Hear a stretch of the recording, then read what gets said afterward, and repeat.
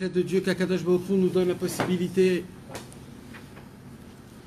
qu'on puisse tous, Bezrat Hashem, s'attacher ensemble et s'aimer tous ensemble, avec un amour. Nous tous ceux qui sont ici, tous ceux qui vont nous voir ou nous écouter dans le futur, en priant à Hashem tous ensemble, qui nous donne des paroles du Otsar Matnat Rinam, qui vient du Lev HaElyon, et qu'on puisse entendre des paroles de Rabbeinu Akadosh, Bezrat Hashem, de ce qu'il veut dire dans la Torah Vav, qu'on a commencé il y a quelques semaines, et on est encore au tout début de la Torah Vav. Le cours dernier, l'avant-cours dernier, on a parlé de deux points qui étaient importants. C'était le point du kavod. Vous vous rappelez le kavod, mes amis? On a parlé beaucoup de kavod. Il y a, et Rabbi Nachman de Breslev, il commence la Torah, ki tsarir kol adam lemaet birvod atzmo ou larbod birvod amakom. C'est ce qu'on a étudié le cours dernier, cette ligne. Cette ligne-là, on l'a expliqué en disant que pour Kitzarir kol adam lemaet birvod atzmo ou larbot birvod amakom. Car tout homme, tu peux te mettre là aussi. Car tout homme a le devoir d'annuler son honneur et de multiplier l'honneur de Dieu. Et de la façon de comment on l'a étudié, et comment Rabbi Nathan, il nous l'apprend dans le Likuta Alachot, qu'on avait dit, il Chot Fila Alachad Alet, Rabbi Nathan nous a donné l'indication de c'est quoi le pshat. Le ma'et birvod atzmo ou l'arbot birvod amakom. Le pshat, il dit Rabbi Nathan, c'est qu'aujourd'hui, pour servir Hachem, on est obligé d'enlever notre kavod. Obligé. Tu ne peux pas servir Hachem si tu veux obtenir du kavod dans ta vie. Alors il y a plein de niveaux dans ça, plein de niveaux. Il y a des gens qui veulent à tout prix plein de kavod. Et un homme comme ça, il sait qu'il a une maladie, il sait qu'il veut du kavod. Alors quoi? Alors un homme comme ça, il peut pas faire le Ratzon Hashem. C'est une question. Un homme, il sait. Il a fait Hitbo des doutes, il a fait Cheshbon Nefesh, il a fait le calcul. Je découvre en fait que je suis rempli de kavod et j'adore le kavod. Voilà, je l'admets. J'aime qu'on respecte, j'aime qu'on parle bien, j'aime m'habiller bien, j'aime avoir des belles choses. J'aime. Mala asot. Alors quoi? Là, Rabbeinu, il dit Tsarich le Maet. Alors je ne peux pas servir Hachem. Il dit Rabbeinu, tu peux servir Hachem. Mais le problème, il est où? C'est quand tu devras servir Hachem et que là, ça va toucher ton honneur, tu ne pourras pas servir Hachem. Et c'est que là que Hachem, il veut que tu le sers. Quand ça touche ton honneur. Et là, Rabbeinu, il vient, il dit, de base, il répond Rabbeinu et il dit, pour servir Hachem, tu es obligé d'enlever ton kavod. Comment tu traduis les maêtes? Diminuer. Oui, alors, ça veut dire quoi diminuer? C'est une question qu'on pose, Bémet. Pourquoi Rabbeinu a dit diminuer? Il aurait pu dire annuler les vatels. Normalement, c'est une question. Il y a un livre qui s'appelle Mahanedan, où là-bas il pose cette question. Pourquoi Rabbeinu il n'a pas dit les vatels? Alors il répond une réponse. Il dit parce que de base, les sages nous ont déjà dit d'annuler le kavod. Déjà de base. Rabbeinu, il vient sur Chazal, qu'ils ont dit, il faut avoir un tout petit peu de kavod. Sur ça, Rabbeinu, il dit, et sur le petit que Chazal, ils ont dit, moi aussi, j'ai encore plus petit. Sur le bidoum des maêtes. Ça veut dire, Chazal, ils viennent et ils disent, le kavod, il y a 100% de kavod. Un juif, il doit essayer de se réclamer de soi-même, on va dire, 60% de kavod, il faut que tu l'enlèves. Et Rabbeinu, il vient, il dit, sur tes 60% que tu as enlevé, je veux que tu enlèves encore de ça. Ça veut dire mamash. C'est ça le pshat. Donc ça veut dire les maêtes, mamash. Et on le voit ça plus tard. On va l'apprendre plus tard. Rabbeinu, on va l'étudier dans 2 ou 3 séifim, que Rabbeinu, il dit que d'où il vient le kavod? Du sang du côté gauche. Tant que tu as du sang dans le côté gauche, tu veux du kavod. Mais Rabbeinu, il nous apprend que le Yetzer Hara, il habite dans le côté gauche. Donc en fait, Rabbeinu, il fait le lien que tant que tu as du kavod, tu as encore du Yetzer Hara et tu as du mauvais sang. C'est au moment où tu annules totalement le mauvais sang, où là tu vas enlever totalement le kavod, et là tu pourras vraiment servir Hachem parce que tu n'as plus de kavod de soi-même. D'où on apprend ce que Rabbeinu nous dit. Alors mes amis, juste avant, il faudrait que je vous dise quelque chose que je ne vous l'ai pas dit jusqu'à aujourd'hui. Le Likutei Moharan, dans le Likutei Moharan, Rabbeinu, souvent, il rapporte des psukim, ou des fois, il rapporte des moitiés de psukim, ou des fois, il te rapporte 2 mots de pasuk. Et des fois, Rabbeinu, il te rapporte des gmarot ou des midrashim, etc. Des fois, il joue avec les mots. Des fois, il rapporte, il enlève 2-3 mots, il met le début, il enlève la fin, ou alors il met la fin, il enlève le début. Alors, la question, c'est, quand Rabbeinu, il a dit ce pasuk de Tehillim, est-ce qu'il est important ou c'est juste, il avait besoin pour le contexte? C'est important de le savoir. Parce que des fois, c'est pas trop important. Si c'est juste un jeu de mots, c'est pas trop important. Mais si Rabbeinu, des fois, il te dit, il te rapporte un pasuk en entier, peut-être des fois, il y a une importance à ça. Alors comment on peut savoir? Alors Rabbi Nathan, il a écrit, dans chaque Torah du Likutei Moharan, il a écrit les références de chaque pasuk et de chaque midrash. Et à chaque fois que Rabbi Nathan y rajoute la référence, ça veut dire qu'il faut aller chercher. Et là où Rabbi Nathan ne rajoute pas les références, c'est pas qu'il les connaissait pas, c'est que c'est pas important d'aller les voir. C'est très important de savoir ça, mes amis, ça fait partie des règles du Likutei Moharan. Ça veut dire que si Rabbi Nathan il s'est fatigué de ramener le Maré Makom, c'est-à-dire l'endroit là où c'est écrit, c'est que Rabbi Nathan il te dit, si tu ouvres pas cet endroit là où c'est écrit, Shmot, Dalet, Vav, ou alors tu vas pas comprendre. C'est pour ça que je vais me casser la tête pour les écrire. Donc c'est important parce que des fois, nous on croit le Likutei Moharan, il te rapporte des Maré Mekomot, il te rapporte des endroits là où c'est écrit, tu crois que c'est juste pour que tu... Non, c'est essentiel, il faut que tu ailles, tu ouvres, tu apprends le sujet, de quoi ça parle, qui a dit à qui, dans quelle situation, parce que ça dépend de la Torah. Mais vous savez, mes amis, mais des fois, Rabbi Nathan, il nous a laissé à nous faire le travail. Et des fois, il y a des moments où oui, et des fois, un moment où Rabbi Nathan n'a pas mentionné les Maré Mekomot, et c'est quand même important d'aller les chercher. Alors, on va le voir dans notre Torah à nous ce soir, Bezrat Hashem, mes amis. Rabbeinu Akadosh, donc, il nous apprend on doit annuler notre kavod pour honorer le kavod de Hashem. Parce que l'essentiel et le but du monde en entier, c'est quoi? C'est de donner du kavod à Hashem.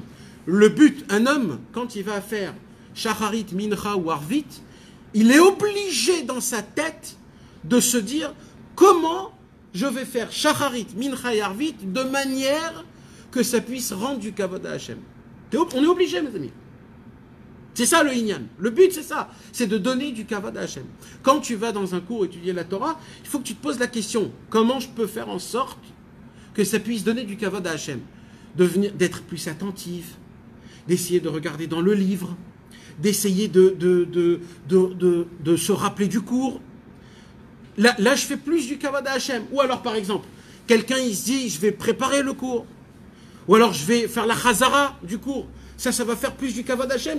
Parce que la preuve que c'est important pour moi, c'est que je le consacre. Pareil pour shacharit. Comment je peux faire du kavod Hashem en faisant shacharit? Il y a des halachot. Ve'ikon likrat Hashem Elohecha. C'est une halacha dans le Shulchan Aruch. Il y a une halacha qui s'appelle ikon. C'est quoi ikon? Achana. Il y a une halacha dans le Shulchan Aruch qu'il ne faut pas rentrer dans une prière directement de dehors en priant. Tu peux pas. Tu peux pas, ta tête elle est ailleurs. Il faut que avant la prière, il faut que tu te calmes. Il faut que tu te dégourdis. Il faut que tu t'enlèves de tout ce qui s'est passé dans ce monde. C'est pour ça que la halakha elle dit, premièrement, avant la prière, qu'est-ce qu'il faut faire? Netilat yadayim. C'est quoi? C'est une achana. C'est ikon. C'est une achana. Vous savez que le Toldot Yaakov Yosef, un des premiers élèves du Baal Shem Tov, le premier livre de la Chassidut qui a été écrit, il a été écrit du Toldot Yaakov Yosef. Comment il s'est rapproché, le Toldot Yaakov Yosef, du Baal Shem Tov? Vous voulez savoir comment? Un jour, il était avec le Baal Shem Tov, avant la tfila de Mincha, et il a vu comment le Baal Shem Tov, il s'est arrêté, et il a commencé à chercher un puits pour faire Netilat Yadayim avant Mincha. Et il a vu la fatigue et les kilomètres qu'il a fait, le Baal Shem Tov, pour une petite halakha. C'est une petite halakha de se laver les mains avant la prière. Il a dit, s'il est makpid comme ça, le Shulchan Aruch, je deviens son élève. Si le Toldot Yaakov Yosef il s'est rapproché de ça, comment nous on n'est pas makpid dans ça? C'est des choses qui sont toutes petites. Ça s'appelle ikon. Quand un homme il se lave les mains, il sait qu'il se prépare à quelque chose d'important. Pareil, par exemple, avant avant qu'un homme il se prépare à aller avec sa femme. La halakha, le Shulchan Aruch, il dit qu'il faut aussi se laver les mains. Pourquoi? Parce que toi, tu crois que c'est un acte qui est normal. Tu vas faire un acte normal, presque limite bestial. Tu vas te laisser aller, c'est ma femme, etc. La halakha, elle te dit non. La halakha, elle te dit c'est kadosh. Ce que tu fais, c'est kadosh. Alors, tu vas te laver les mains. C'est comme tu te prépares. C'est comme une fila. Le zivouk, c'est la shon fila, Rabbeinu dit. Dans la Torah Lamed Bet, dans la Torah Noun. Donc c'est pas stam. Pourquoi? Parce qu'il faut se préparer mentalement. C'est pour cela que les chassidim, et il y a aussi un shoresh dans la halakha, dans ça. D'après le Maharsha dans la Gemara, il est mochiach que c'est deoraita d'avoir deux kissouilles, Couvre-chef. un Couvre-chef. Un couvre-chef. À l'époque, dans la Gemara, ils avaient un foulard. Il y avait plusieurs sortes de foulards. Il y avait le foulard des Talmidim. Ils avaient un foulard spécial. Il l'attachaient d'une manière spéciale. Il y avait le foulard des Rabbanim. C'était un foulard sur un foulard. Et il y avait les Rachei Yeshivot. Eux, ils avaient un foulard très spécial. Pourquoi? C'était il faut un couvre-chef, 2 couches. Pourquoi? Parce que c'est important. C'est comme un roi, il y en a qui mettaient une ceinture. De là, il vient la ceinture des chassidim qui mettent la ceinture pour faire une séparation entre le bas et le haut. Mais le fait de me faire souvent, c'est pas justement, tu parlais du kavod tout à l'heure. Alors, ce qui est écrit dans la halakha, il n'y a pas de inyan de kavod. Le kavod, c'est quoi? C'est quand tu reçois une honneur qui ne t'appartient pas. Si ça t'appartient, tu peux le recevoir, mais tu ne peux pas le réclamer. Mais tu peux le recevoir. Parce que tu es un homme normal. Je suis Mechabed Otra, comment ça va, etc. C'est le minimum. On est obligé mais de le réclamer, non. Mais ça t'arrive, ça t'arrive. Mais quand un homme il va réclamer un kavod qui ne lui appartient pas, là ça devient du vol. Là c'est très grave. Là ça commence à devenir des honneurs qui sont mauvaises. Tu peux dédier le cours par la foi de David Ben Avraham. David Ben Avraham Refresh Lema et tout. Israël Bezrat Hashem. Maintenant, ce qui se passe, c'est quoi, mes amis? Il se passe qu'au moment où un homme il vient à ce moment-là où son kavod, il est mis en situation. Ça veut dire qu'il a une situation où il est obligé d'enlever son kavod. Il dit, Rabbeinu, c'est quand que tu tu donnes du kavod à Hachem, d'après Rabbeinu, c'est quand? C'est quand ton kavod, il est en jeu. Donc, comme je vous ai dit tout à l'heure, un homme, il doit se dire le matin, shacharit, je veux faire shacharit en augmentant le kavod d'Hachem. Comment je fais? D'après Rabbeinu Toravav, ce qu'il dit ici tout de suite, il faut que ça te touche ton kavod. Si ça te touche pas ton kavod, eh ben, tu peux pas donner du kavod à Hachem. Pour donner du kavod à Hachem, il faut que tu enlèves ton kavod personnel pour le donner à Hachem. Comment on peut trouver ça? Comment ça te touche dans ton kavod? Quand par exemple quelqu'un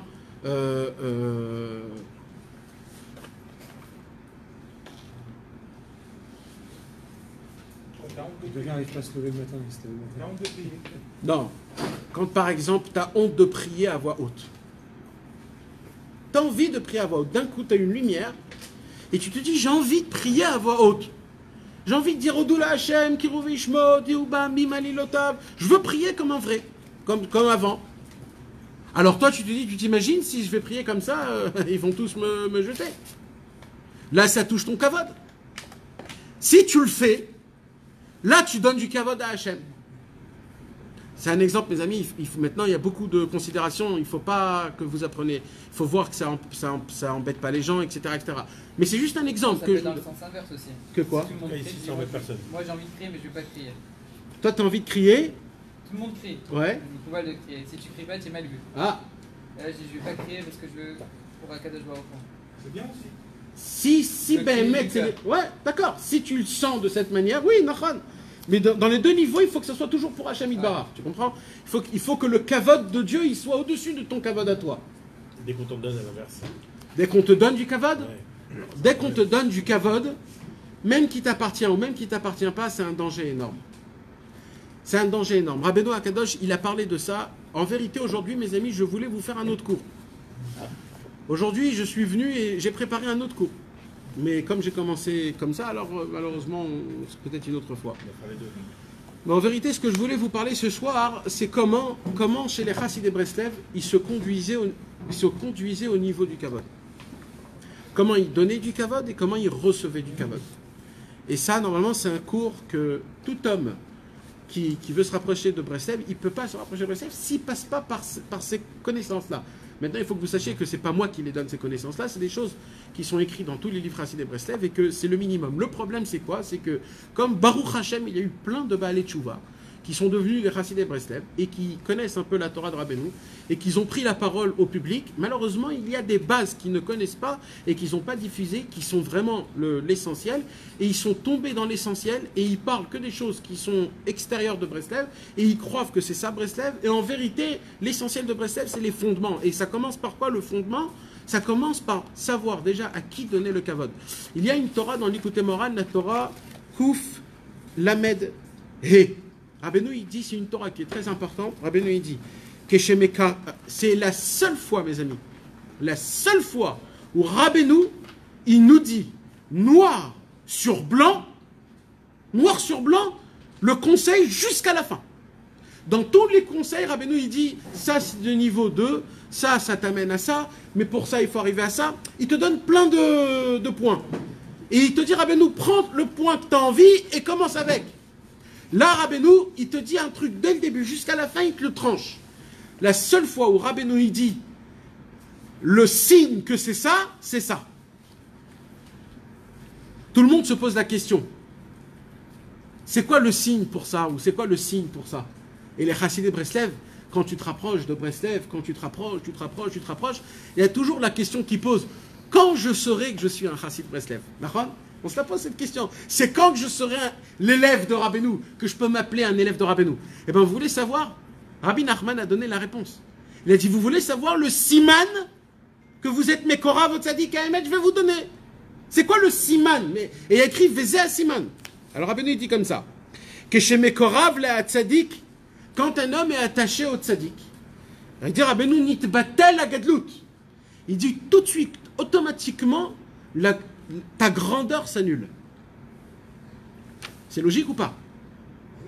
C'est logique. D'accord? Quand tu vas devant quelqu'un qui est très grand, plus grand que toi, tu peux être le plus grand, puisqu'il est le plus grand, tu deviens un tout petit. D'accord ou pas?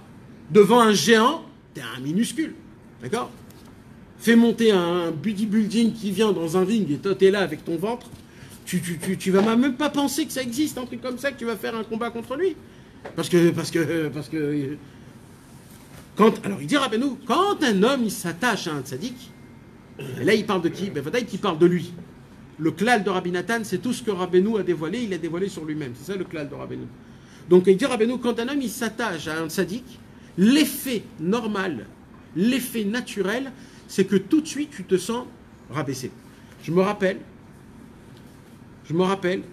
même que j'étais encore jeune, mais les fois où j'allais voir Rabbi Israël, quand il était chez moi à la maison, quand il était à Telston ou quand il était à Tzfat, et qu'on allait voir Rabbi Israël, il y avait un effet qui était très spécial, que je me rappelle énormément. Mamash, c'est après qu'on l'avait vu quand on rentrait chez nous à la maison. On était, je me rappelle, mon père il allait avec, il amenait toujours des amis avec lui pour voir Rabbi Israël.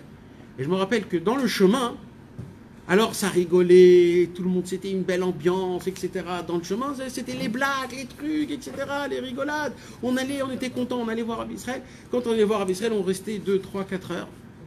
Quand on faisait le chemin de retour, il n'y avait pas un bruit, on était tous sonnés. Mais ben on était sonnés, on avait, d'un coup, on avait la sensation qu'on est rien.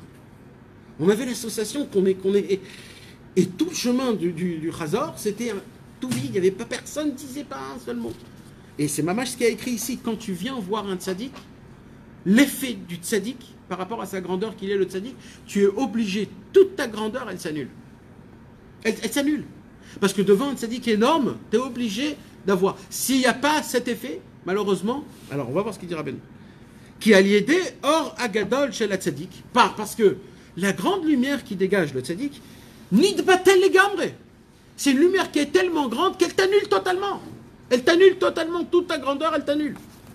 Et c'est ce qui est écrit dans Yov, Raouni ne'arim venichbaou. Des jeunes m'ont vu, ils sont partis se cacher. Quand Yov, il racontait que quand les gens d'extérieur voyaient les problèmes que Iov il avait, tellement que Iov il souffrait et qu'il se taisait, les gens de dehors, quand ils le voyaient, ils préféraient de ne pas aller le voir.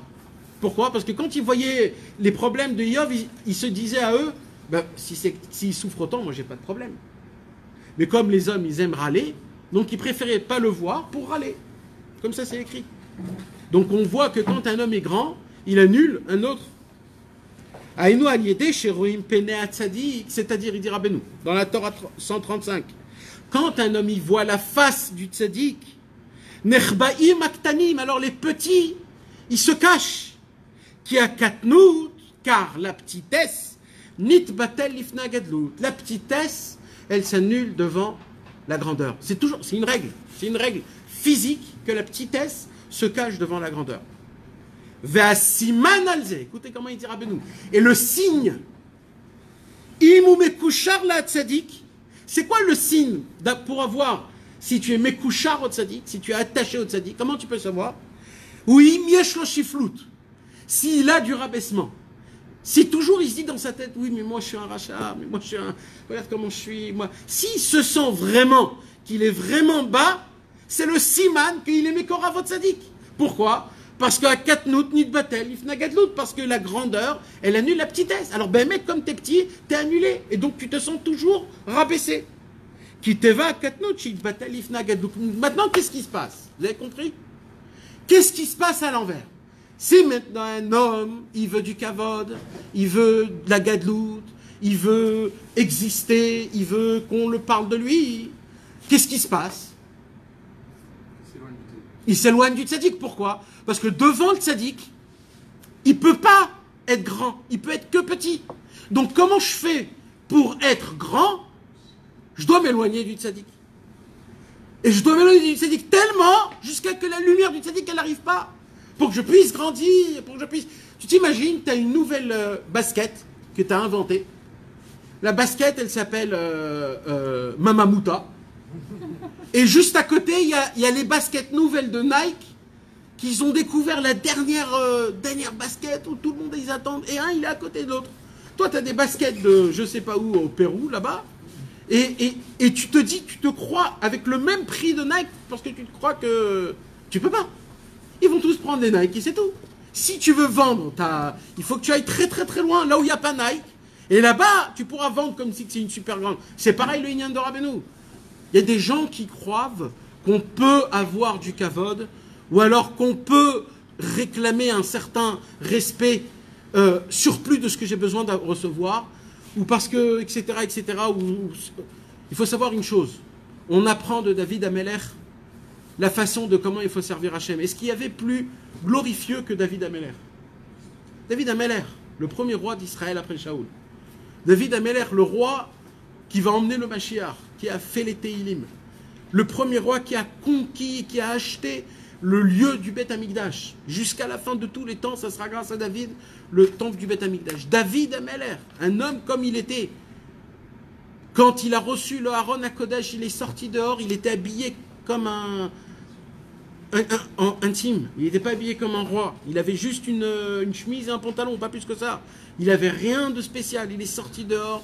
Il a commencé à chanter, à danser comme une poule. Mais Karkar Katanergol, il a écrit. Il a commencé à faire comme une poule. Il a fait des voix, il a crié, il a chanté. Il a fait le nanar. Et Michal, la fille de Shaoul, elle est sortie dehors. Il lui a dit, David, mais t'as pas honte de ce que tu es en train de faire? Qu'est-ce que tu as de plus que les autres? Pourquoi les autres, ils font pas ce que tu fais? Pourquoi tu dois chanter et danser? Quoi? Tu as reçu de plus que... Qu'est-ce que tu as reçu de plus que le Ham Israël? Pourquoi tu dois faire des choses en plus? Et qu'est-ce qu'il lui a répondu, David Amelech? Zema aseshelo, vezema asesheli, velama lanu ledaber me'acherim. C'est ça ce qu'il lui a répondu, David Amelech. David Amelech, il lui a dit, moi je regarde pas ce qu'ils font les autres. Moi je fais ce que j'ai envie de faire. Moi, je suis content de ce que je fais. Moi, je ressens la simcha. La simcha, il faut se rendre fou. Il faut s'enlever du kavod. Maintenant, mes amis, David Amelech, c'est un roi. Il a écrit Melech, chez Machal al-Kvodo, en Kvodo Machul. Un roi qui a dit ne me faites pas du kavod. La halacha, c'est qu'on l'écoute pas. On l'écoute pas. Il te dit, je veux pas que quand vous rentrez, vous vous levez, tu l'écoutes pas, tu es obligé de te lever. Il y a écrit. Donc là, qu'est-ce qu'il a fait, David Ameller? Il a fait plus que la halakha. Il a enlevé son propre kavod, que normalement il n'a pas le droit de faire. Mais pour Hachem. Pour Hachem, tu peux. Pour Hachem, tu peux enlever ce kavod. Donc maintenant, malheur à celui qui vient et qui dit, au nom de la Torah, et au nom de la Torah qu'il a étudiée, il faut me faire du kavod, parce que moi j'ai étudié la Torah, parce que moi je suis un grand comme ça, etc., etc., etc. Chacun il doit recevoir son kavod en fonction de ses propres... d'après ce qui est écrit dans la halakha, le Shulchan Aruch. Mais de faire plus que ça, ou de... ça, pour servir Hachem, il n'y a pas de kavod. Devant Hachem Yitbarach, on doit tous s'annuler, tous pareils. Tous pareils, devant Hachem Yitbarach, tous pareils. Alors moi, en fonction de ce rav, oui, je dois donner du kavod, parce qu'il il a un niveau qui est plus haut que moi, il est plus de temps dans la Torah que moi, donc oui, je dois lui donner du kavod. Mais lui, il faut qu'il sache que devant Hachem Yitbarach, il doit se mettre encore plus bas que moi. Et ça, malheureusement, on ne le voit pas. Et il dit, Rabbeinu, le signe de si tu es attaché au tzaddik à Emet, c'est combien de chiflou tu as, combien tu arrives à te rabaisser et à enlever de ton honneur pour servir Hachem Yitbarach. Alors, on avance, oui. Parce que ça, par rapport à ce que disait Michal, elle le dénigrait en tant que roi, presque. Et, ouais. Que... Il y a quelque chose à voir. Il dénigrait. Elle dénigrait David, genre comme ça, un roi, il se... Nachon. Melech Israël. Elle a dit, et c'est pour cela qu'Akadosh Baruch Hu, elle a puni qu'elle n'a pas eu d'enfant. Elle n'a pas eu d'enfant de David Ameller. Elle est morte en couche. Il y a un avis qui dit qu'elle est morte en couche. Elle est morte en couche. Il y a un avis. Ah, ça se peut, ouais. Si justement on doit toujours être rabaissé par rapport au tzaddik. Non, par rapport à nous-mêmes. Par rapport à nous-mêmes aussi. Comment quelqu'un, par exemple, comme Rabbi Nachman, il a pu devenir tzaddik s'il ne s'en est toujours pas, par exemple? Pourquoi? Si tu te sens toujours pas, quand on rentre avec Ameller, il peut dire il a écrit les ou il a dit j'ai pas fauté. Comment tu peux dire j'ai pas fauté si tu dois toujours te sentir bas? Ça veut dire quoi se sentir bas? Sentir que tu fais pas assez, quoi. Se sentir bas, c'est que vis-à-vis de Dieu, je suis bas. D'accord? Donc que je fasse les plus grandes mitzvot du monde, vis-à-vis de Dieu, je suis bas. C'est pas par rapport au péché. Parce que d'après toi, un homme qui ne fait pas de péché, il ne peut pas se ressentir bas. Et vis-à-vis du tzaddik, vous avez dit... Alors d'abord, c'est vis-à-vis de Dieu. Le service, regarde, imagine-toi, les fourmis du monde en entier se réunissent et ils disent, on veut servir l'homme. Et ils vont commencer à créer des maisons, à créer des souterrains, à faire plein de choses. Un jour, tu vas te sentir, toi, ce qu'ils ont fait, les fourmis? Jamais. Parce que tout ce qu'ils font, c'est tout en bas et minuscule de leur... Donc jamais, toi, tu pourras kiffer de ça. Eh bien, imagine-toi, nous, avec Hachem. Imagine-toi. Tout ce que tu pourras faire, jamais ça va arriver à Hachem Yitbarach. Donc imagine-toi combien t'es petit déjà, de base. Déjà ça, il faut s'en en rappeler tous les jours. Parce que le problème, c'est que nous, on tombe, on croit qu'on est des grands et on croit qu'on est des forts. Maintenant, la gentillesse de Dieu, c'est quoi? C'est que malgré sa grandeur, il arrive à obtenir Hachem Yitbarach de la simcha du minimum qu'on fait.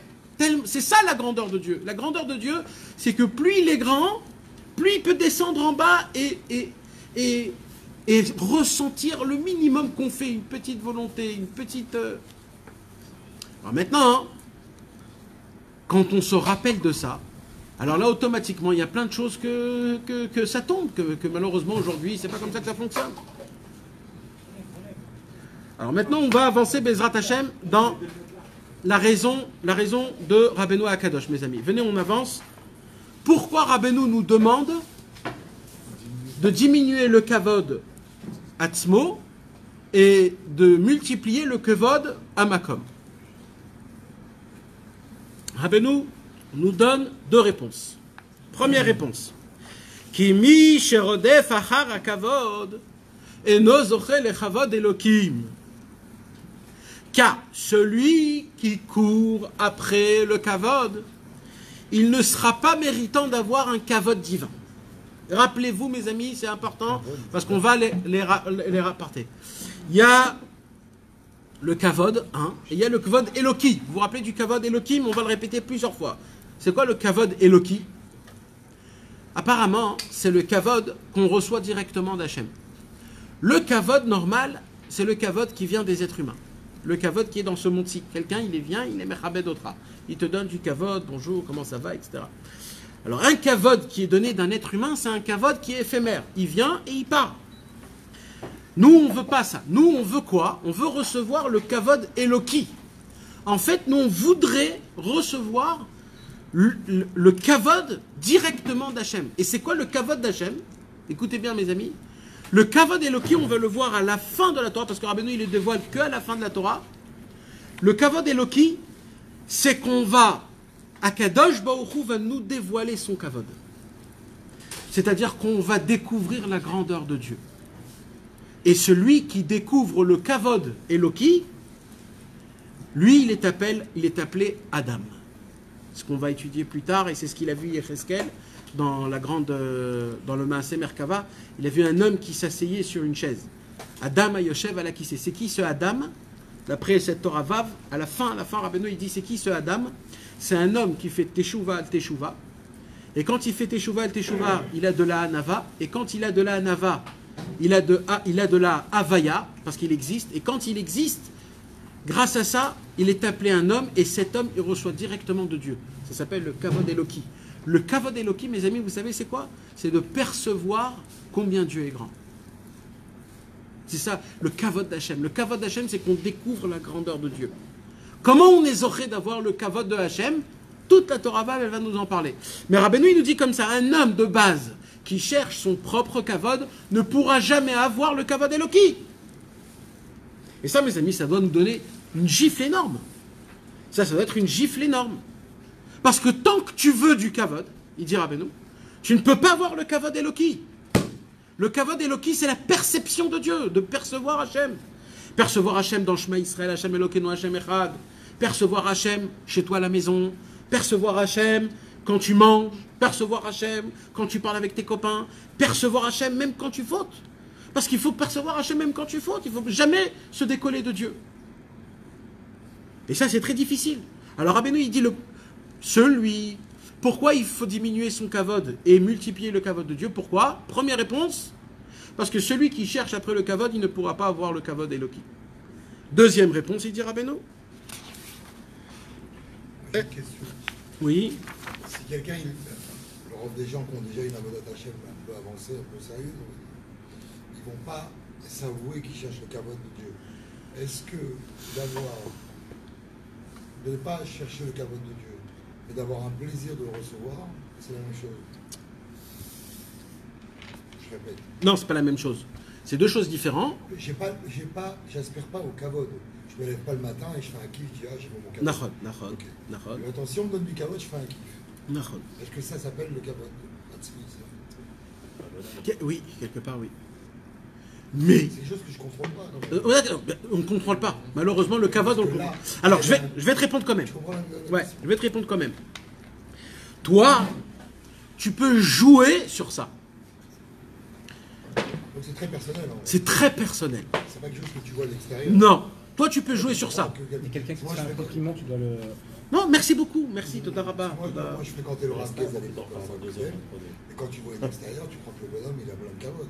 Mais moi, je le connais personnellement, c'est pas du tout. Alors, je vais... De l'extérieur, comment on peut gérer ces très intimes.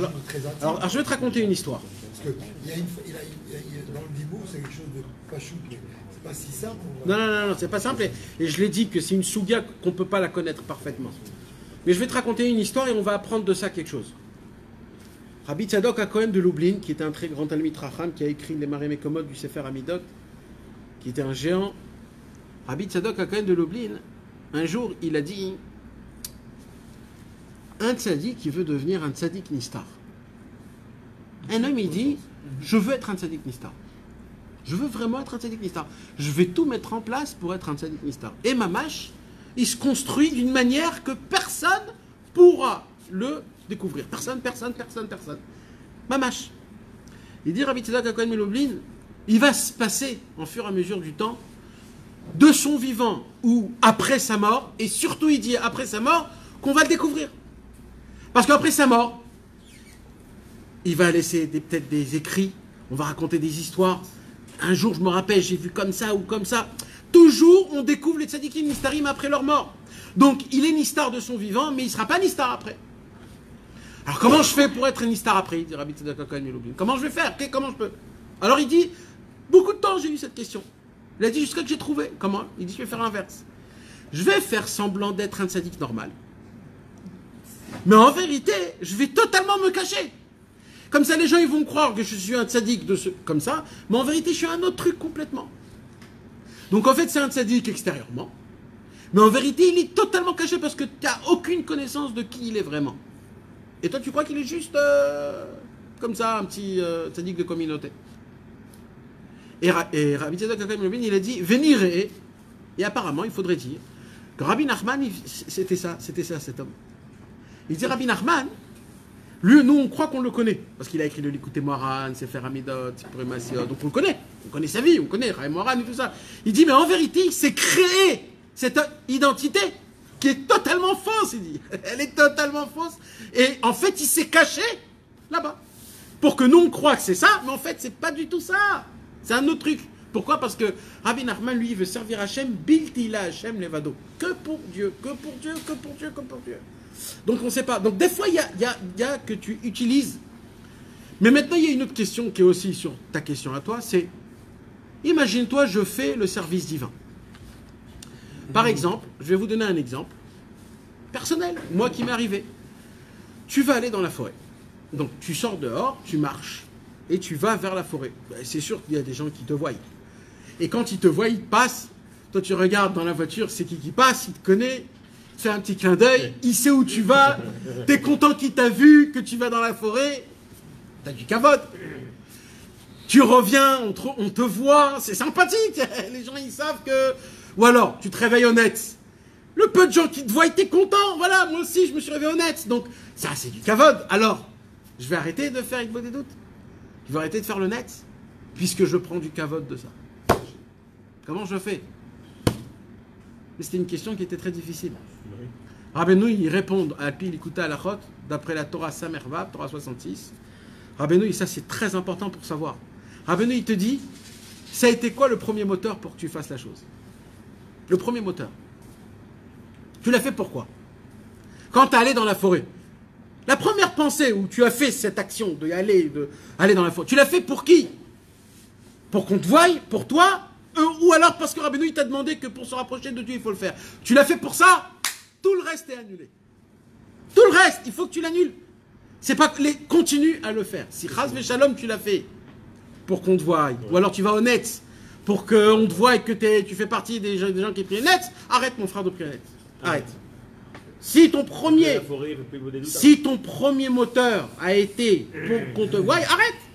A été, mais si tu l'as changé après, au début tu l'as fait pour donner tu veux le montrer à ton père, tu vas au net. Et après, tu as compris vraiment l'importance du net et tu vas vraiment pour ça. Alors que tu dois arrêter parce que ton premier moteur c'était comme ça. Il faut que tu arrêtes. Et que tu reprends. Et tu reprends. Un stop un jour, par exemple. Ouais, 1, 2 jours, 3 jours. Moi, j'ai fait une dizaine d'années au net. Et ça m'est arrivé 2-3 fois de rater le net quand j'habitais à Yerushalayim. Ben, je priais à la maison pour pas qu'on me voie. Waouh. Je vais vous dire aussi une autre chose.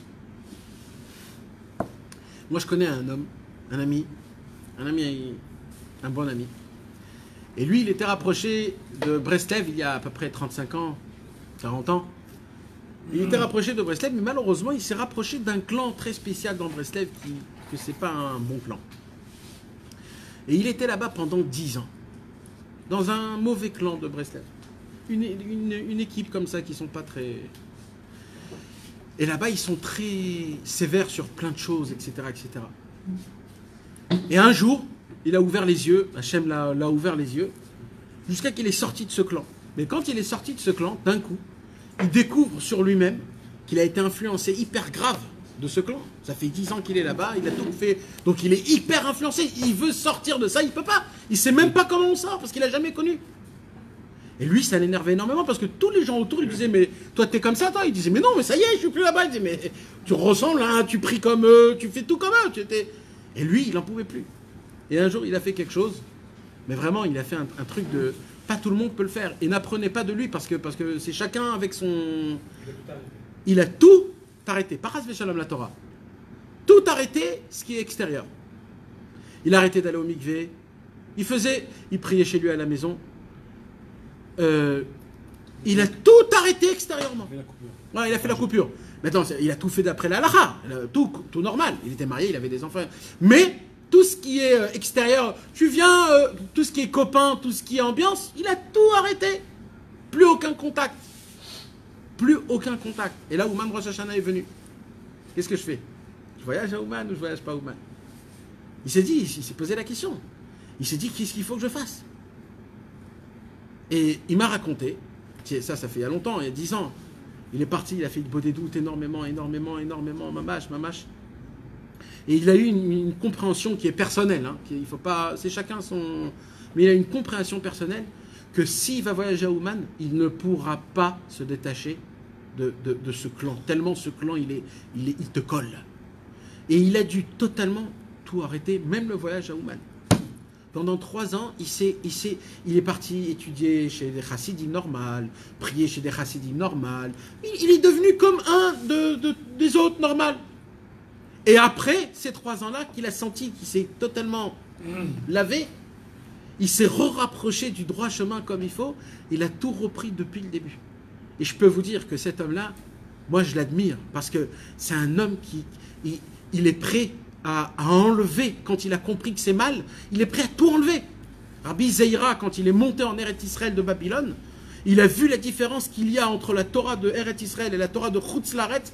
Il a jeûné 40 jours et 40 nuits pour oublier la Torah de Babel. Mais tu t'imagines ce que c'est? Aujourd'hui, le monde en entier, il étudie la Torah de Babel. Le monde en entier aujourd'hui étudie la Gemara qui a été faite en Babylone. Lui, il a jeûné 40 jours pour l'oublier. Les gens, ils pleurent pour se rappeler du chasse. Lui, il a prié pour l'oublier. Pour connaître que la Torah de Eretz Israël, la Torah du tzaddik, la Torah qui n'a pas de marloquette, la Torah qui rapproche. S'il faut être très fort pour, déjà que tu as acquis quelque chose, de le jeter et de reprendre dès le début. Eh ben oui, mon frère. Et ça s'appelle d'enlever son kavod et de rajouter le kavod d'Hachem. Parce qu'Hachem Yitbarach, il ne te dit pas où tu es arrivé. Hachem Yitbarach, quand il va te poser des questions entières après 120 ans, il va te demander combien de fois tu as recommencé. Il ne va pas te dire combien de fois tu as chuté. Il va te dire combien de fois tu t'es remis debout. Combien de fois tu as recommencé. Combien de fois tu te dis cette fois-ci c'est la possibilité. Rabbi Israël, il raconte dans une cassette, il disait, moi, et apparemment on découvre de cette cassette que Rabbi Israël Ber donnait beaucoup du kavod à Rabbi Israël Cordonner. Mais apparemment, ça se fait pas. Parce que c'est qui le tzaddik? C'est Rabbeinu Akadosh. Alors normalement, tout le kavod que tu dois donner, c'est que à Rabbeinu Akadosh, pas à Rabbi Israël Cordonner. Apparemment, Rabbi Israël Cordonner devait être, d'après Rabbi Israël, son chaver. D'accord ou pas? Si Kulanu Chaverim, Rabbi Israël Cordonner devrait être son chaver. Mais jamais Rabbi Israël a dit que Rabbi Israël Cordonner c'était mon chaver. Rabbi Israël disait Mori Verabi, mon maître. Mori Verabi, Rabbi Israël Cordonner, il disait. Mais quoi, Mori Verabi, c'est Rabbeinu Rabbi Nachman. Comment tu dis Rabbi Israël Cordonner? Alors on lui pose cette question à Rabbi Israël, pas de cette façon. Il lui dit Chas Veshalom. Il a dit tout le kavod que j'ai donné à Rabbi Israël Cordonner, c'était pour me rapprocher de lui. C'était pour essayer de me rapprocher, de le connaître encore un peu plus. Et lui, il savait, comme ça il dit Rabbi Israël, écoutez comment c'est important. Lui, il savait que tout le kavod que je lui donne pas à lui. Je lui donne juste parce qu'il a Rabbeinu et qu'il me donne Rabbeinu. Et Rabbi Israël, il fait une nuance. Quoi? Que le kavod, c'est pas juste un aller. C'est un aller-retour. Ça veut dire, il y a celui qui le donne, il y a celui qui le reçoit. Un vrai kavod, qu'un homme il fait à son maître, et que de cette façon il peut le faire, c'est que quand celui qui donne du kavod, il ne le donne pas à la personne, mais à la Torah qu'il a en lui, au tzaddik qu'il a en lui, et la personne qui reçoit le kavod, il doit savoir que celui qui lui donne du kavod, il lui donne pas à lui le kavod, il le donne directement au tzaddik à Hachem Yitbarach. Que comme ça on a le droit de faire le kavod. Sinon c'est interdit le kavod. Et c'est ça qu'il explique Rabbi Israël avec Rabbi Israël Cordonner. Il lui dit, moi, Chas Veshalom, c'est pas que j'ai fait de lui mon maître c'était Rabbeinu, mais comme Darko, ça veut dire par lui, j'ai connu mon maître, alors comment je suis Mechabed Rabbeinu? En donnant du kavod à Rabbi Israël Cordonner. Je fais montrer le kavod que j'ai pour Rabbeinu par rapport à Rabbi Israël Cordonner. Alors, on continue ce qu'il dit Rabbeinu Akadosh. Il dit Rabbeinu Akadosh, qu'est-ce qui se passe? Car celui qui court après le kavod, et n'ose le kavod Elohim. Ça veut dire quoi? Il n'est pas méritant d'avoir le kavod Elohim. C'est quoi le kavod Elohim qu'on a expliqué, mes amis? C'est que Dieu te dévoile son kavod. Ça veut dire que Dieu te dévoile sa grandeur, sa pitié, sa miséricorde, sa bonté, sa grandeur, son amour. C'est ça le kavod Elohim. Et c'est le but de toute cette Torah. Le but de toute cette Torah, c'est quoi? Toute la Torah Vav, c'est pour arriver à être zoré du kavod Elohim. D'atteindre Hachem avec sa grandeur et toute sa splendeur. Il dit Rabbeinu Akadosh. C'est en rapport avec une chose qu'on avait dit une fois que des fois il faut laisser de la place pour que Hachem Barak il rentre dans ta vie. Si quelqu'un du genre il est toujours dans Kochri Votsamiadi, c'est-à-dire qu'il donne le kavod, que c'est lui qui gère tout, c'est lui qui c'est quelque part c'est nourrir son propre kavod. Donc finalement en fait il ne donne pas de place au Vod Elohim. Il ne laisse pas de place à l'intervention ou le Da'at Elohim. Non. Non, ça reste que c'est uniquement dans le rapport humain de kavod que tu donnes à une personne, Ouais. ou c'est aussi dans ton comportement Dans ton comportement aussi. de la vie. Dans ton comportement de la vie, Rabbi, on a mentionné le Likuta Alachot ou Rabbeinu, le Likuta Alachot où Rabbi Nathan il parle que le kavod c'est aussi le kavod personnel qui se dit à soi-même et pas d'afka que tu reçois. C'est dans les deux côtés.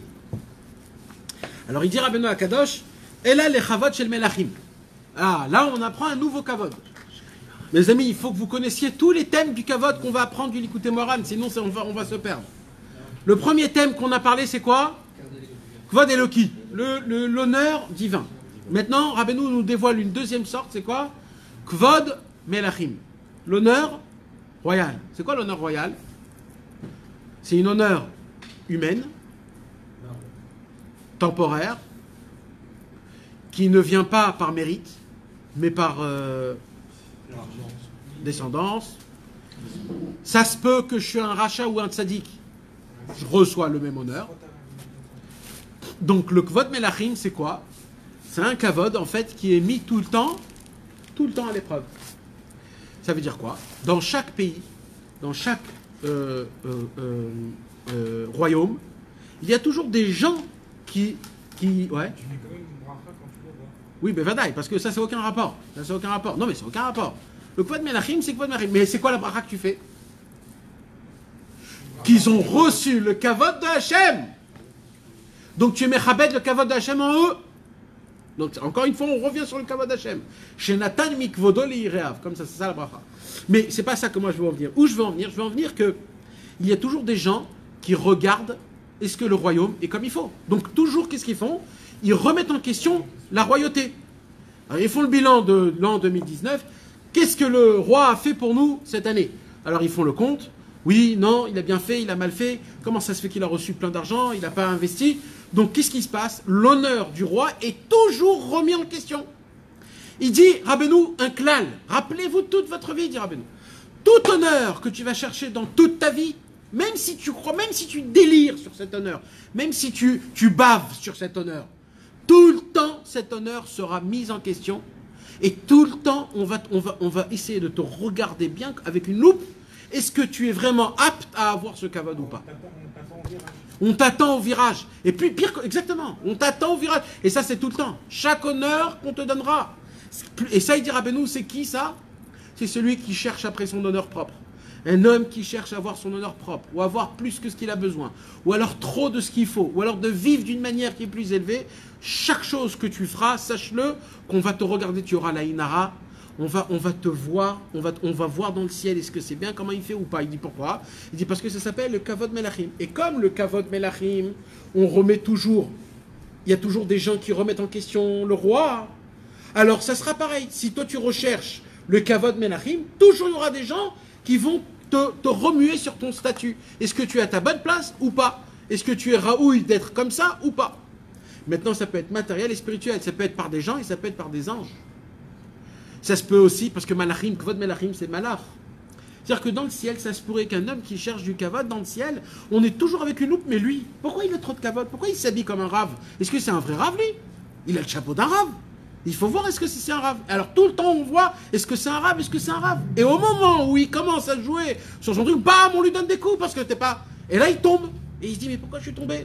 Parce que tu as pris un kavod qui ne t'appartenait pas. Et ainsi de suite. Un homme qui prend un statut qui ne lui appartient pas et qui prend le kavod de ce statut-là, s'il ne se conduit pas d'après ce statut-là, on lui donne des coups. Parce que ça s'appelle kvod melachim. On nous donne des coups, il tombe, parce que Rabbeinu aussi, il était remis en question. Rabbeinu, il était remis en question, mais lui, il a été remis en question d'une manière par rapport à nous, pas par rapport à lui, pour que nous, on découvre combien il a bien fait. En fait, le roi, il est tellement parfait que de fêter, de le regarder avec une loupe, on découvre combien il a été gentil, combien il a été généreux. C'était les tovato, à Rabbeinu, qu'on le met en question. Comme ça, on découvre encore plus. Mais un homme normal comme moi, si on me regarde avec une loupe, c'est que pour me faire casser. Donc maintenant, il dit Rabbeinu, c'est pour cela qu'il ne faut pas chercher le kavod, parce que quand on cherche le kavod, on reçoit un kavod melachim. Mais qu'est-ce qu'il dit Rabbeinu? Chez Nehemar Bo, kvod melachim, chakor davar. Le kavod d'un roi, c'est de le mettre à l'épreuve. Pourquoi c'est son kavod? Si c'est un bon roi, il tient l'épreuve. Si c'est un mauvais roi, on l'enlève. Donc, dans tous les cas, c'est l'honneur de Dieu, c'est l'honneur d'un roi qu'on le mette à l'épreuve, pour qu'on voie sa qualité.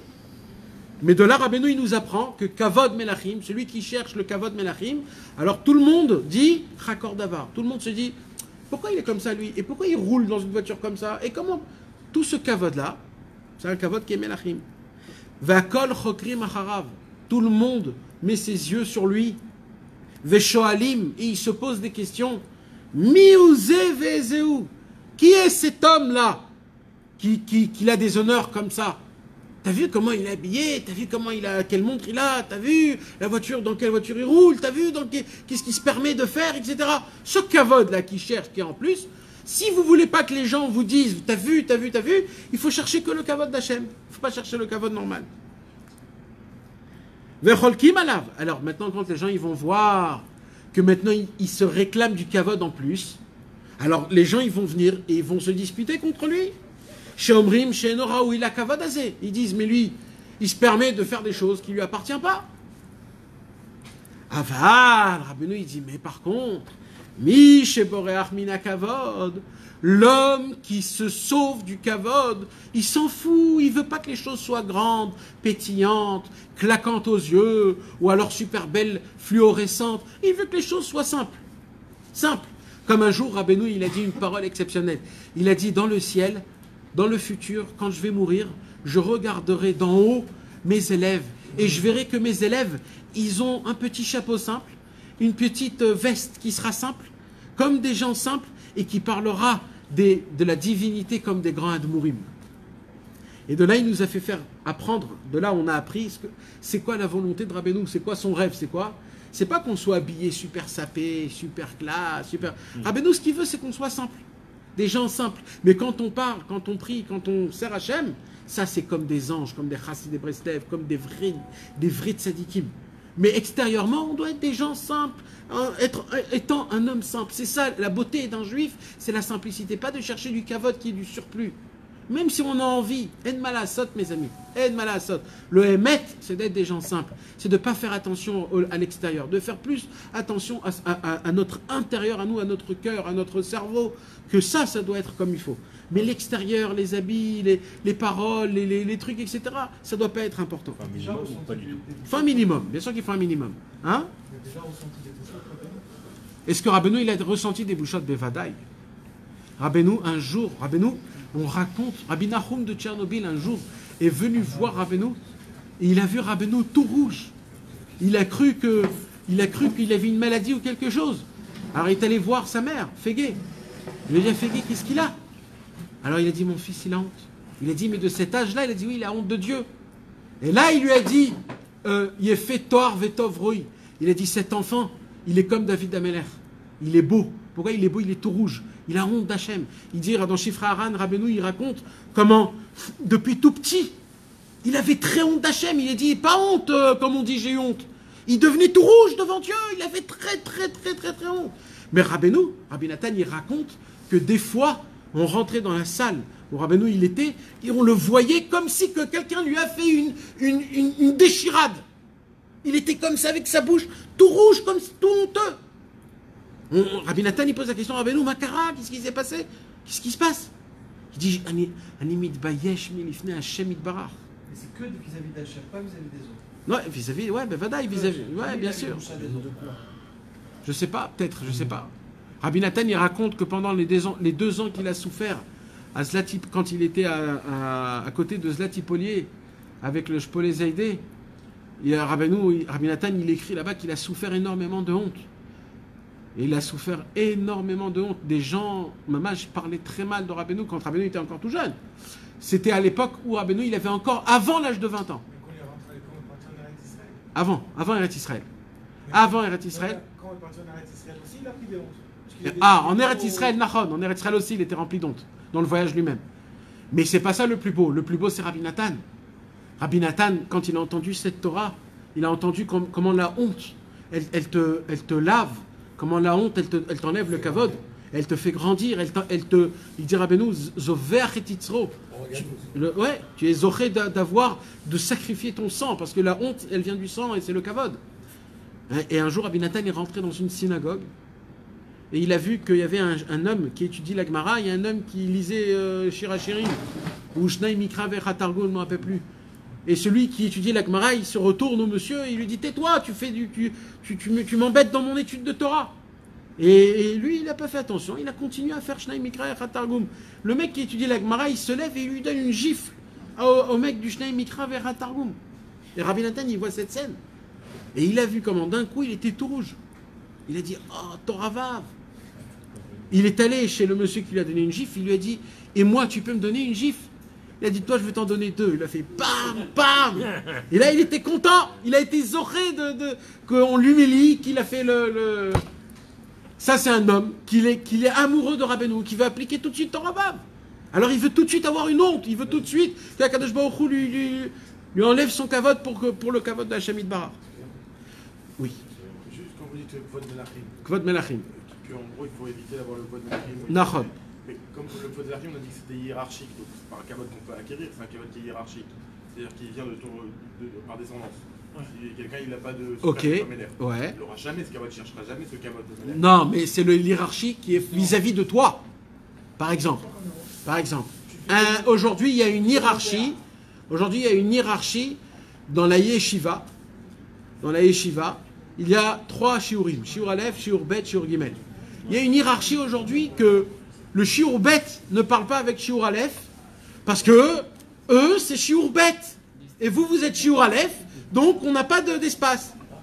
Eh bien ça, c'est... Pour moi, je suis pas à la yeshiva, j'ai pas... Non, mais maintenant, chacun, il a une sorte d'hiérarchie. Tu comprends ce que je veux dire? C'est de ça que je te parle. Maintenant, vis-à-vis d'Akadosh Baruch Hu, tu dois te mettre dans un matzav où tu es prêt à jeter ton kavod pour servir Hachem. C'est ça le Inyan. C'est tout. Si on t'a pris ta place avant l'histoire à Tata,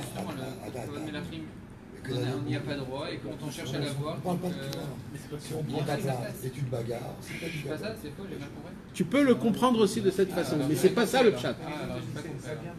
Le kvod melachim, c'est un kavod qui n'a pas d'existence béhémet. Elle n'a pas d'existence, parce que déjà c'est momentané. Deuxièmement, ça vient à quelqu'un qui n'a rien fait pour ça. Il est né roi, donc il reçoit un kavod pour rien. De base, cette royauté, elle peut s'annuler. Il peut être rachat ou tzaddik, tu donnes le même kavod. Donc on voit que ce kavod que tu donnes à quelqu'un qui n'est pas méritant, quelqu'un qui a reçu ça de rien. C'est des kavods que des fois tu fais, des fois tu rentres dans une synagogue, il n'y a personne pour dire une halakha, tu te lèves, tu dis une halakha qui est très sympathique, tout le monde dit waouh. Et là, quand ils disent tous, il y a un truc qui se passe dans ton cœur du kavod qui est pas bien du tout. Mais alors tu fais rien à ce moment-là. Hein? Tu fais rien à ce Alors moment-là. qu'est-ce que tu dois faire? Tu dois rendre le kavod à Hashem Itbarach, il dit Rabbeinu. Tu dois donner le kavod au Hashem Itbarach. Comment? Tu dois t'annuler, t'humilier, de dire dans ta tête, tu l'as ressenti, tu dois demander pardon à Hachem que tu reçois ce kavod-là, et tu dis Hachem, ce kavod, ils l'ont pas donné à moi, ils l'ont donné à toi. Et moi, je dois être le plus simple. Et là, tu vas faire quelque chose qui va t'enlever la gava. Qu'est-ce que tu vas faire? Tu lèves son sidour, il est tombé, tu te lèves pour le ramasser. Tu es méchamesh auto. au monsieur qui t'a fait pchi, tu lui dis, vous voulez peut-être un café, peut-être un thé? Ça veut dire tu te rabaisses devant lui. Et là, quand tu te rabaisses devant lui, c'est la preuve que ce kavod, tu l'as pas reçu. Tu l'as reçu que pour Hachem. Et là, tu dois faire encore plus bas. Tu dois faire.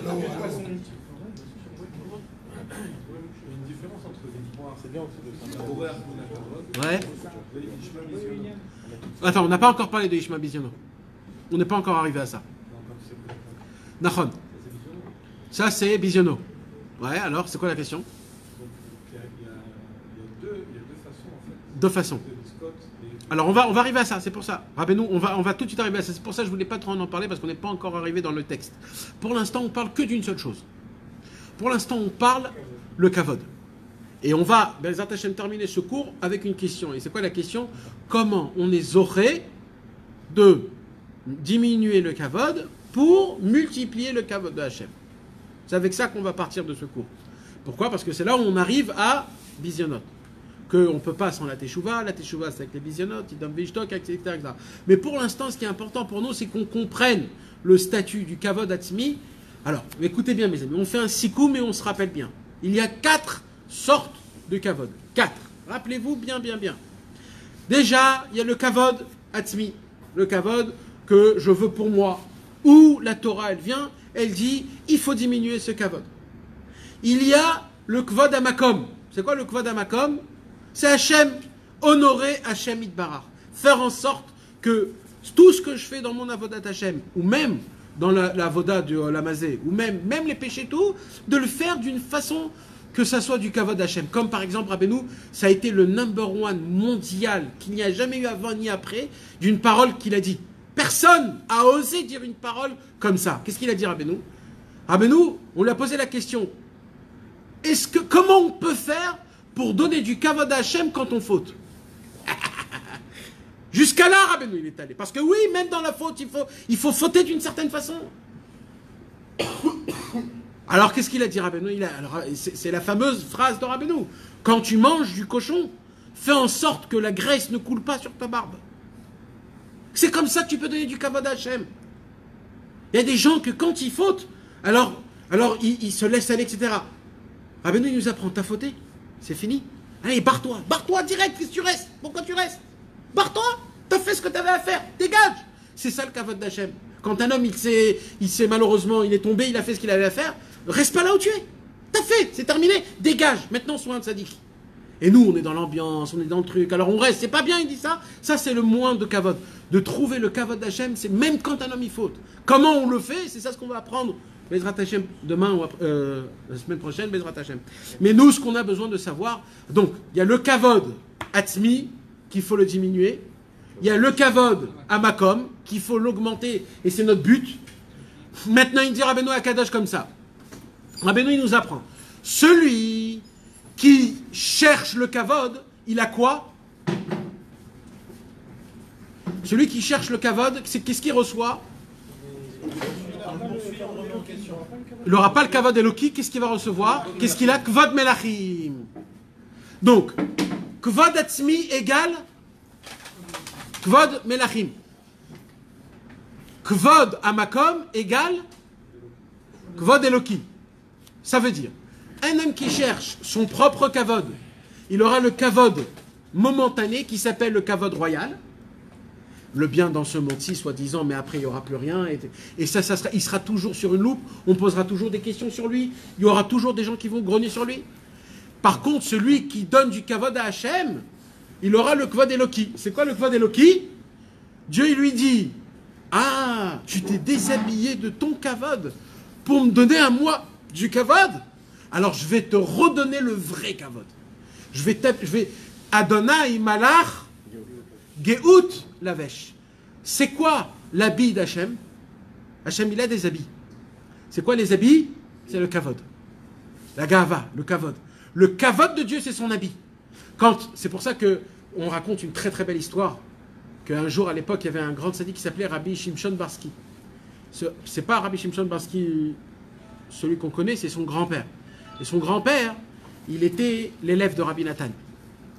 Et quand il s'est rapproché de Rabbi Nathan, alors son beau-père et son père ne voulaient pas qu'il allait chez Rabbi Nathan. Alors qu'est-ce qu'il faisait son beau-père? tous les soirs, lui, il allait le soir dans la fenêtre, il ouvrait la fenêtre, il sautait de la fenêtre et il allait en cachette dans la maison de Rabbi Nathan pour étudier avec Rabbi Nathan. Et le beau-père, à chaque fois qu'il voyait ça, il a dit, il n'y a pas de problème, je vais clouer toutes les fenêtres. Il a cloué toutes les fenêtres. La nuit, il se réveille, Rabbi Shimshon, il vient pour ouvrir la fenêtre, il voit qu'il a cloué toutes les fenêtres. Il a dit, qu'est-ce que je fais? Il vient pour descendre il ouvre, il a fermé aussi la porte. Alors il a dit, je vais passer par la cheminée. Alors il vient pour passer par la cheminée, mais comme il faisait hyper froid, il était habillé hyper comme il faut, il s'est dit, pour que je passe dans la cheminée, il faut que j'enlève mes habits. Alors il a enlevé son manteau, il a essayé de monter par la cheminée, il n'arrivait pas. Il a enlevé le pull, il a essayé de monter par la cheminée, il n'arrivait pas. Et comme ça, il enlève un habit, jusqu'à qu'il a que sa chemise que sa chemise. Et juste un petit pantalon. Même les bottes, il fallait qu'il les enlève. Il a commencé à grimper. Et vous savez ce qu'il y a dans la cheminée, mes amis? C'est noir comme chez noir. Il est devenu tout noir. Il était tout noir. Tout noir, mais noir très grave. Parce qu'il y a une cheminée... Camerounais. Il est sorti, il était tout noir, il s'est jeté comme ça dans le froid et il est parti sans habits, sans chaussures chez Rabbi Nathan. Quand il a ouvert la porte de Rabbi Nathan et que tous les élèves ils ont vu Rabbi Shimshon, ils se sont tous éclatés de rire. Et Rabbi Nathan il a regardé comme ça de loin et il a dit, je t'en dois une sur ça. Rabbeinu, ce sera lui qui va te donner des habits. Comme ça, il a dit Rabbi Nathan. Et on n'a pas compris c'est quoi cette parole. Jusqu'à 20 ans plus tard. 20 ans plus tard, Rabbi Shimshon Barsky, il a marié son fils avec la petite fille de Rabbeinu Akadosh. Et c'est ça ce qu'il avait dit Rabbi Nathan 20 ans avant. Rabbeinu, il va encore te le redevoir, il va te donner du kavod. Toi, tu as enlevé le kavod pour voir Rabbeinu. Rabbeinu, il va te donner du kavod, il va te donner des habits. Et c'est quoi les habits? C'est que tu vas te marier avec ma petite fille. Et de là est né Rabbi Shimshon Barsky, le troisième génération, qui a écrit le livre Etzot Mevoharot. Donc on voit qu'un homme qui est prêt à enlever ses habits, il est prêt à se rendre humilié, ça veut dire de s'humilier pour le kavod d'Hachem, pour se rapprocher de Dieu. Un homme comme ça, il est zoré du kavod Eloki. On lui donne un kavod qui est divin. Et c'est quoi le kavod divin? De découvrir et de percevoir combien Hachem il est grand, gentil et bon, rempli d'amour et qui nous aime et rempli de joie. Et c'est ça l'essentiel, c'est qu'on puisse arriver à un niveau à toujours boire le kavod Eloki et d'être boréar du kavod Melachim. Bezrat Hachem. Juste une dernière chose. Sur ce que je vous ai dit au tout début, que Rabbi Nathan il écrit des Maré Mekomot dans l'Ikouté Moran et qu'à chaque fois qu'il écrit les Maré Mekomot du l'Ikouté Moran, c'est pour qu'on aille le voir. Là, il a écrit comme ça. Vakol chokrim acharav. Tout le monde pose des questions à celui qui prend du kavod. Et ils lui disent, comment toi tu es quelqu'un qui prend du kavod? Comment il dit ça, Rabbeinu? Veshoalim mi uze ve'ezeu. Quelqu'un peut me dire la traduction orale de ces mots-là? Qu'est-ce que c'est cela? Et qu'est-ce que c'est? Qui c'est? Qu'est-ce que c'est? Alors, pourquoi c'est écrit comme ça? Shoalim mi uze ve'ezeu. Oui, mais alors là... Qui est-il? Alors là, il n'y a pas de Maré Makom. Rabbi Nathan, il n'a pas écrit Megillat Esther. Peut-être on pourrait dire que c'est juste la Shon Yafa. Rabbeinu, il a voulu écrire une belle parole. Donc on dit Shali miuze ve'ezeu. Mais d'après le klal de Reb Avram Reb Nachman, le klal numéro 9, que ça n'existe pas, que Rabbeinu il fait une chose pour rien. Rabbeinu il dit Veshoali miuze ve'ezeu. Quand Rabbeinu il te dit en fait, toi, tu dois te dire pourquoi c'est écrit deux fois. Pourquoi c'est écrit deux fois? Si tu cherches ce mot dans tout le Tanakh, il est mentionné une seule fois. Où? Dans Megillat Esther. Et regardez comment c'est pas pour rien. Comment Rabbeinu Dafka, il t'envoie dans Megillat Esther. Megillat Esther. C'est qui a dit ça? Achashverosh sur Aman. Il dit Rabbeinu, maintenant, allez ouvrir Megillat Esther et vous allez voir comment toute la Torah elle est faite sur la Torah Esther. Aman, il voulait du kavod. Et qu'est-ce qu'il a reçu? Kvod Melachim, il a reçu le Kvod Melachim. Que quoi? Que Achashverosh, il a dit sur Aman, miuze ve'ezeu. C'est qui lui qui a du kavod? Et on l'a anéanti. Par contre, Esther, le mot Esther veut dire caché. Elle cachait son kavod, elle a enlevé son kavod. Elle n'a pas dit comment elle s'appelait. Elle aurait pu dire je suis la petite fille de Shaoul Améler, d'avoir du kavod. Non, elle a dit mais Maët birchvod atzmo. Mordechai lui a dit toi tu dois enlever ton kavod. Alors elle s'est dit je suis rien.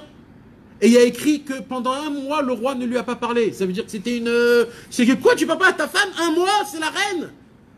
C'est ça le kvod atzmo. Elle s'est tue. Mais grâce à ça, elle a été zoché le kvod Eloki.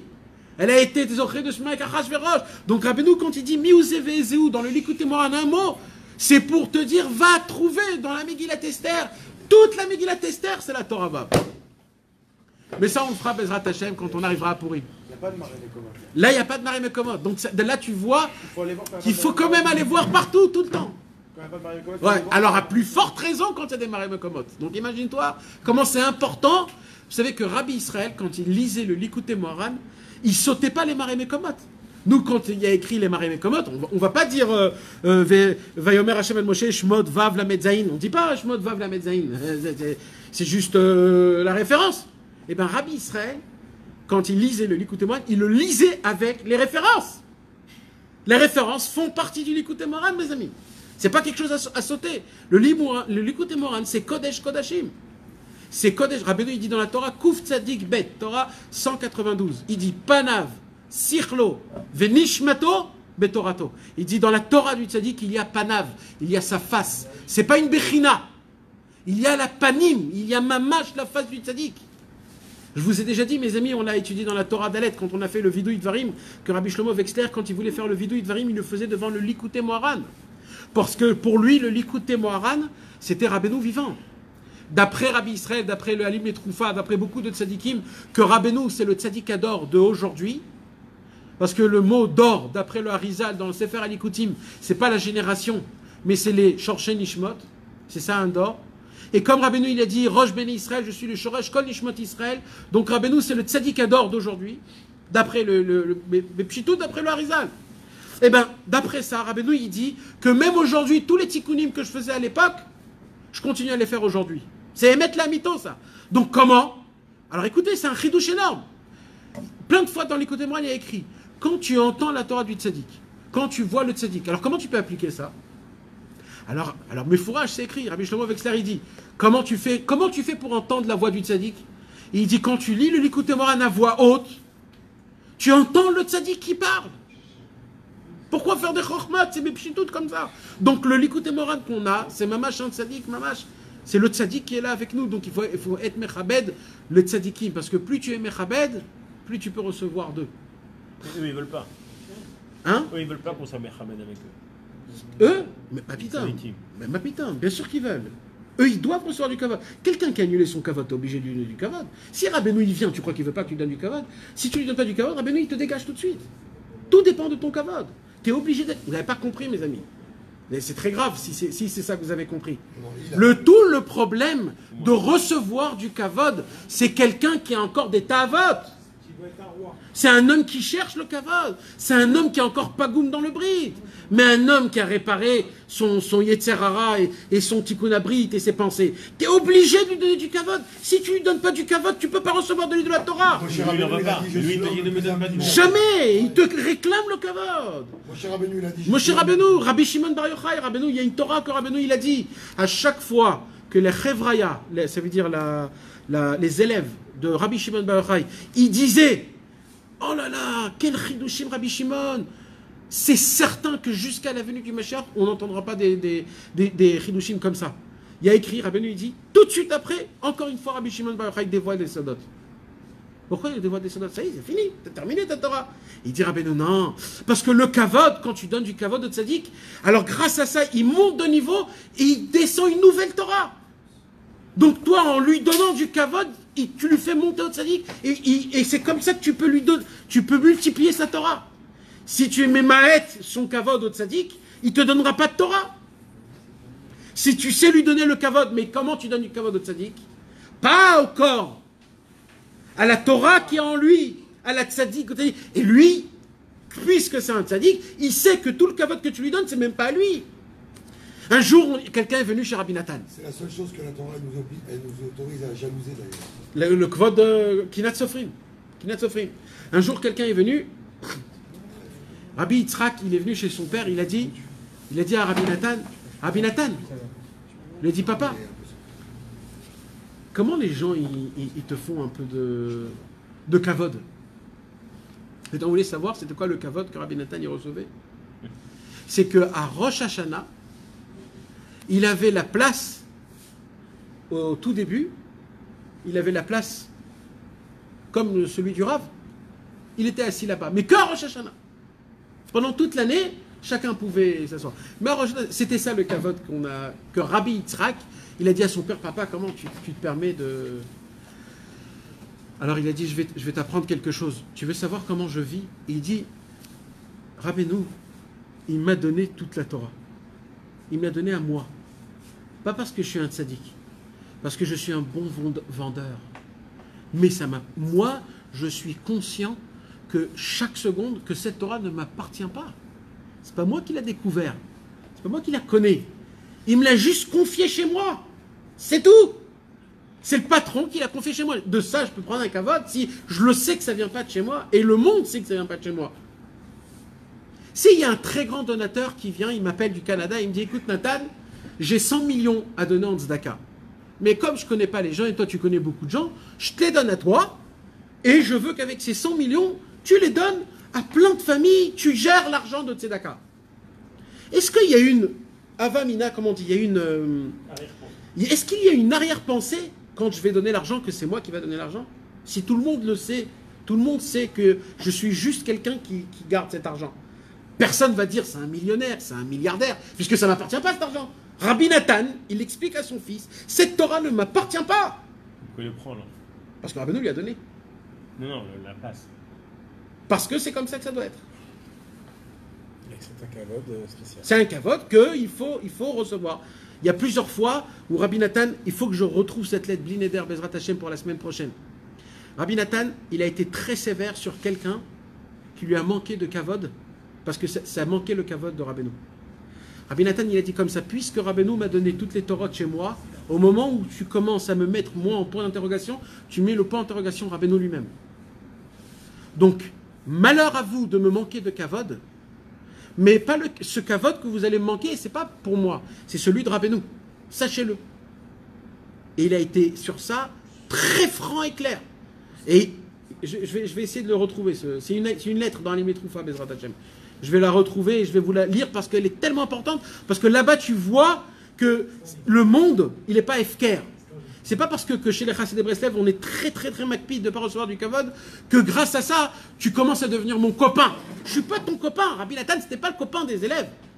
C'était pas ce copain. Tu pouvais pas lui venir et lui frapper sur son dos. Ah, ma Corée, Rabbi Nathan, c'était pas ça. Il y avait une ira de kavod. C'était une crainte, c'était un respect. C'était pas un kavod, c'était un respect. Je sais que lui, il est spécial. Il peut me comprendre, il est comme moi, il a des ta'avot, mais il travaille, il est Oved Hashem. C'est un tzaddik, il veut devenir. Donc il y a un Evdel. Mais de là à lui donner ce lèche, tu lèches, comment on appelle ça, la flatterie, c'est puant ça, de la flatterie et des paroles de grandeur. Monsieur, le Rav Reikin, quand il est venu à Aix-les-Bains, l'élève du Chafetz Chaim, ni plus ni moins l'élève du Chafetz Chaim, peut-être qu'on pourrait dire le seul à son époque qu'il était Raoui Behemet de recevoir du kavod. Le seul à l'époque. Quand il est venu, il avait 8 élèves. On l'appelait, il dit, chut. Il a dit, moi, on m'appelle Monsieur Reikin. Pas Rav, pas Rabbi, pas Rosh Yeshiva. On pouvait l'appeler le Gaon Olam. Le Gaon Olam, on pouvait l'appeler. Le Talmid du Chafetz Chaim. Combien il a eu d'élèves, le Chafetz Chaim? Combien? Même pas une dizaine. Tous des géants, des patrons, tous. Et il a dit, je veux qu'on m'appelle Monsieur Reikin et ma femme s'appellera Madame Reikin. Jusqu'à la fin de sa vie, on l'appelait Monsieur Reikin. Et, alors c'était ton copain? C'était pas ton copain. Parce qu'il y avait des limites. On avait peur de lui. Mais lui, il n'avait pas de kavod. Il a enlevé ce kavod et il a réussi à te mettre une limite entre toi et lui. Parce qu'il y a des limites. Oui, ça, il y a des limites. Alors, dans l'honneur, on est pareil, mais il y a des limites entre toi et moi. C'est le respect et l'honneur. Oui, c'est le respect et l'honneur. Il faut savoir il faut être assez... il faut savoir, c'est fin. Maintenant, chacun avec son Chorma Binadat, il essaye de gérer, d'essayer de donner l'essentiel. C'est même le kavod des Chachamim de le donner parce que c'est Hachem qui te le demande. Pas parce que je vais être en bon lien avec le Rav de la communauté, je vais essayer de bien truc. Alors, je vais le faire de la flatterie, je vais le lécher un peu, etc., etc. Comme ça, il sera... C'est pas comme ça. Ça, c'est pasoul les gamrés. Il n'y a pas de ça. Nous, il n'y a que le kavod d'Hachem Yitbarach, le kavod de la Torah, le kavod des tzadikim, et tout. Le kavod de la Torah et des tzadikim, c'est pour être mechabed Hachem. Et jamais on est mechabed le corps. Jamais. Que la Torah qui est en lui. Au moment où il ne se conduit pas comme il faut dans la Torah, il n'y a plus de kavod à respecter. Et c'est quoi un exemple de enlever son honneur pour le kavod de la Torah? La Gemara nous raconte, un jour, quand il est rentré, cet Amora-là, il est rentré dans les toilettes de son maître. D'abord, il est rentré dans les toilettes. Et quand il termine de faire ses besoins, il se lève et il voit son élève. Il lui dit, mais qu'est-ce que tu fous ici? Il lui a dit, Torahi, velilmod anitzarir. Il lui a dit, c'est la Torah, il faut que j'apprenne comment tu t'essuies. Avec quelle main, avec comment, parce que c'est important. Alors, il lui a répondu. Il a dit quelque chose? Il n'a rien dit. Il a compris que c'était le Hémet. Lui, il s'est annulé. Les deux se sont annulés pour le kavod d'Hachem. Quand l'autre, il s'est caché sous le lit, sur le lit de Rav avec sa femme, pour essayer de voir comment un homme il doit concevoir sa femme. Et après, consumer. Et après, il voit qu'il était sous le lit. Il lui dit, Makara, qu'est-ce qui se passe? Comment t'as osé être là? Et qu'est-ce qu'il lui a dit? La même chose. Torah, velilmod anitzarir. Il faut que je sache. Ça s'appelle un homme qui a totalement enlevé son kavod pour le kavod d'Hachem. Et pareil pour Rav. Rav, quand il a entendu ça, qu'est-ce qu'il a dit? Il n'a rien dit. Presque il lui a dit, super. Oui, parce que ça s'appelle annuler son kavod. Il faut savoir comment c'est ça. Combien de fois Rabbi Nathan, il voulait aller voir Rabbeinu, il n'arrivait pas parce que c'était honteux, il était malade. Ou alors parce que Rabbi Nathan, il pensait beaucoup. Est-ce que je peux rentrer? Je ne peux pas rentrer. Il fallait briser le kavod pour rentrer. Combien de fois chez Rabbi Israël, on osait, on rentre pas, il est fatigué, il n'est pas fatigué. Il est tard la nuit, 3h du matin, qu'est-ce que je fais, etc. Voilà. Abaïchan et Nolamed, il dit dans le Pirkei Avot. Si tu as honte, tu ne pourras pas apprendre. Et pour la Torah, il faut être un homme. La Torah n'appartient pas au tzaddik, à la personne qui la détient. La Torah, elle appartient à Hachem et je dois tout faire pour l'apprendre, Bezrat Hachem. Que Dieu nous donne la puissance. J'espère qu'on a parlé assez sur le lien du kavod, mes amis, combien c'est mal d'essayer. C'est très difficile le kavod. Le kavod, c'est la vie. Le kavod, c'est la... Tout, c'est le kavod. Et quand il y a des problèmes de kavod, mes amis, c'est très difficile de rabaisser le kavod. Je vous en supplie de prier dans ça. Vous vous rappelez, mes amis, à chaque fois qu'on étudie une Torah, il se passe quelque chose au niveau de la Torah elle-même. Donc quand maintenant on étudie dans la Torah Vav, il faut savoir que chacun dans sa vie, il aura des petits problèmes de kavod. Pourquoi? Parce qu'on l'a étudié ce soir, et c'est que comme ça qu'on peut avancer. Que Hachem va t'envoyer un Nisayon, toi tu vas te remonter sur ce Nisayon, et comme ça t'appliques cette Torah. Mais c'est comme ça qu'on avance. Hachem Yazrenu Bezrat Hachem, qu'on puisse le faire. Et avec des paroles comme ça, je voudrais qu'on termine notre cours avec un beau chant, avec un beau rikoud Bezrat Hachem.